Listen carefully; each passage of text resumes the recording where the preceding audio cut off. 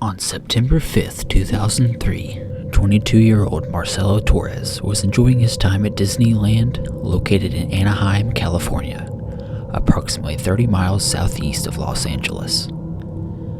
Big Thunder Mountain Railroad was a coaster that was set in a western gold mine that appeared to be abandoned, and at the time was one of the park's biggest attractions. Around 11:15 a.m., Torres boarded the first passenger cart and was prepared to have an exciting ride. But unfortunately, this would be his last moments alive. At approximately 11:20, the ride was approaching a tunnel and the front wheels of the pulling locomotive broke, causing the back end to lift up. When this happened, the first cart plowed into the back of it, followed by the remaining carts, which caused safety sensors to alarm. Due to the severity of the derailment, passengers were stuck for nearly an hour, some of which had serious injuries. Reports say that there were 11 injuries with ages ranging from 9 to 47. When the authorities were finally able to reach the victims, it was discovered that Torres sadly perished in the accident due to severe blunt force trauma and extensive internal bleeding. On June 19, 2024, Arnotaro Nelson, 38, of Wilmington, Ohio, was visiting Kings Island Amusement Park in Mason, Ohio. Around 7:45 p.m., Nelson had just finished riding the roller coaster called the Banshee. When it was created in 2014, the Banshee became the world's longest inverted coaster, with a height of 167 feet and had 4,124 feet of track. Upon completing the ride, Nelson realized that he did not have his keys on his person and assumed he dropped them while he was on the ride, even though the ride strictly states not to bring loose items.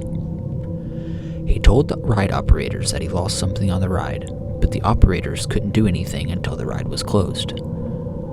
Nelson ignored all posted signs and entered a restriction section of the ride in order to retrieve his keys. Unknowingly to Nelson, the next ride for the Banshee was approaching fast. Shortly after 8 p.m., Nelson was struck by the coaster in the head. Witnesses say that the riders in the first row believed they had just struck a deer. Nelson was found and transported to the University of Cincinnati Medical Center, where he unfortunately passed away 2 days later. On June 21, 2007, a 13-year-old girl named Caitlin Lassiter was visiting Six Flags Kentucky Kingdom. Caitlin and her friend had just completed a ride on the Superman Tower of Power. The tower had a massive 177-foot climb, followed by a 154-foot free fall drop, which reached a speed of 54 miles per hour before coming to a stop 20 feet above the ground. Their first ride had just ended, and they decided to ride again, as there weren't many people in line. Only this ride would change her life forever.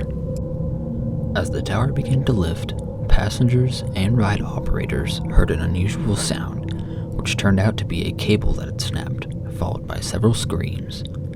Before the operators could push the emergency stop, the ride had already completed its ascent and was headed into freefall. In the fall, the snapped cable struck passengers in Section 3, which is where Caitlin and her friend were sitting. The cable wrapped around her legs, fracturing her left femur and severing both of her feet. When the ride came to a stop, medical professionals quickly attended to her and rushed her to U of L Hospital, where she was later transferred to Vanderbilt University Hospital in Nashville. Doctors were able to successfully reattach her right foot, but unfortunately had to amputate her left. Surprisingly, there were no other reported injuries from this horrific disaster.